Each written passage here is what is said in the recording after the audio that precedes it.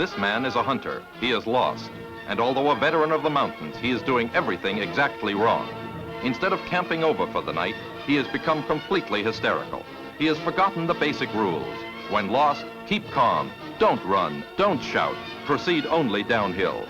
If you were similarly lost, would you know what to do?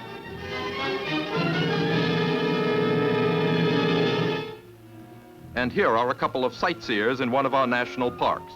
The nearby glacier must be inspected. Without thought of getting a guide, just a quick snapshot against the edge of the ice wall.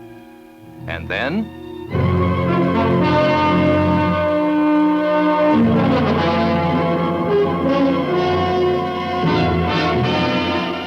headlines like this are commonplace during vacation time. As a warning, an article in the August issue of the Reader's Digest tells the tragic story of two amateur mountain climbers.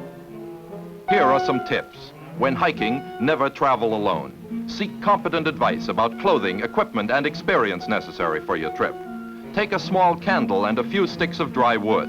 The ease of starting a fire anytime makes up for the little extra weight in your pack. Always carry a map and a compass. Even experts can get lost. Mountainous climbers. If you expect to get above the snow line, this kind of footwear is also essential. On hard slopes, an ice pick and knowledge of how to use it are an obvious must.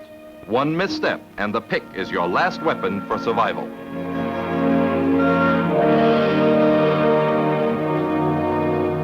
Many foolhardy tourists try to get up rocks like these without a rope, or just as bad, without any idea of how the rope should be utilized. Here, the lady is being taught the correct way, and her instructor risks his own neck to discover if she's learned.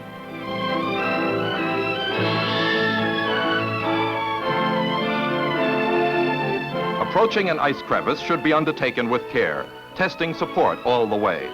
To cross a narrow one like this, drive in stakes, tie the rope, and jump. You won't slide far if this has been done correctly.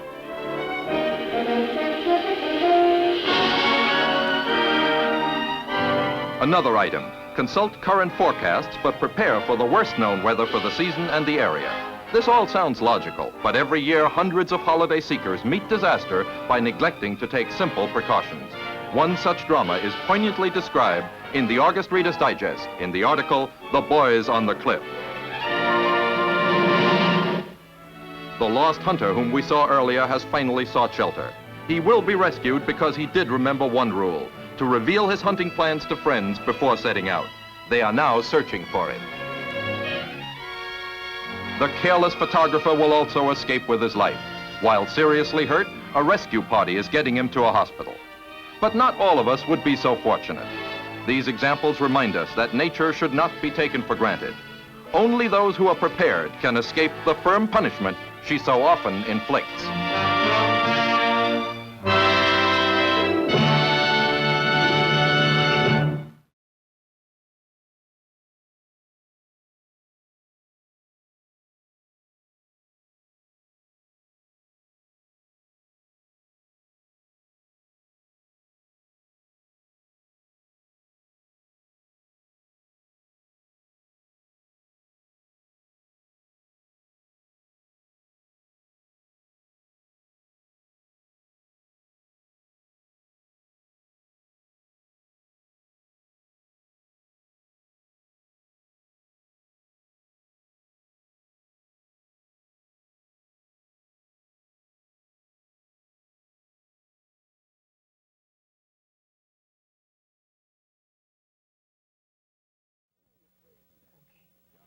Yo, it is this. I'm in a furious rage. I gotta choose a job making me a slave. It's not getting paid. Petty minimum wage. Owners pull aces. I'm in spades. Is your mind bent? It's not making sense. Working for the man. Is it independence? I ain't down with it. Man, what's up? You know I ain't down with it. Yeah, I know. Yeah, I ain't down with it. Passing burgers to the left, fries to the right. A moonhead punk screaming Mac tonight. Over 1 trillion soul building arches with sweat. And none of the workers been paid back yet. I'm in high school. Yo, it ain't cool. Front ass. A fast food fool. I ain't down with it. Never will be, man. You know what I'm saying? Yeah. Never will be. Yeah. Never. You know? Yeah, I know. I ain't down with it. KBD in the place. Chill. Word. I'm not down with it. Yeah. Yeah. No, I'm not down with it. No. Yeah. I crushed every job in my path, resist the managers, face my wrath. On the streets I reign the rule, and I'll win every battle and every duel. Notice me, a poetical messiah, rising as a star going higher and higher. Notice me as I've got to rock for acclaim, people, because I just can't stop, because I'm hardcore. Chilling on stage, rhyming up a frenzy and causing up a rage. You know I ain't down with it. That's what I'm down with. Yeah. Funky fresh from the CD. Yeah. Tell them. Yeah, things. Y'all don't know. I ain't down with it. Yeah. Yeah.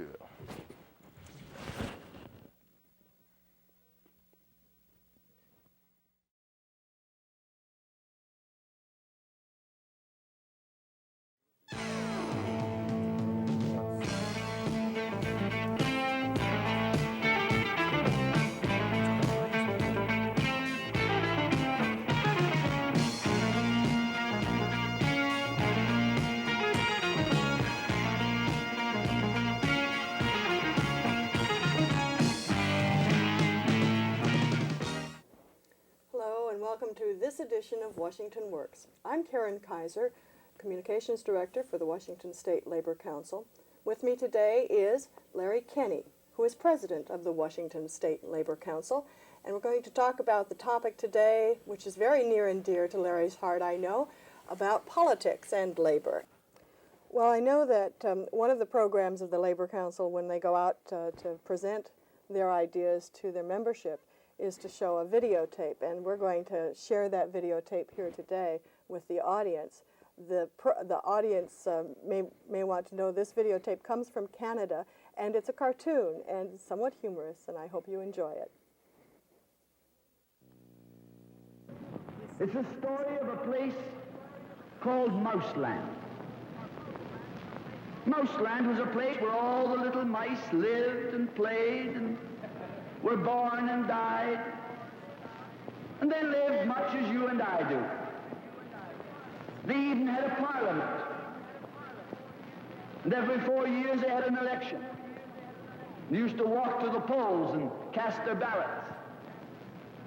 Some of them even got a ride to the polls. Got a ride for the next 4 years afterwards, too. Just like you and me. And every time on election day, all the little mice used to go to the ballot box and they used to elect a government. A government made up of big, fat, black cats.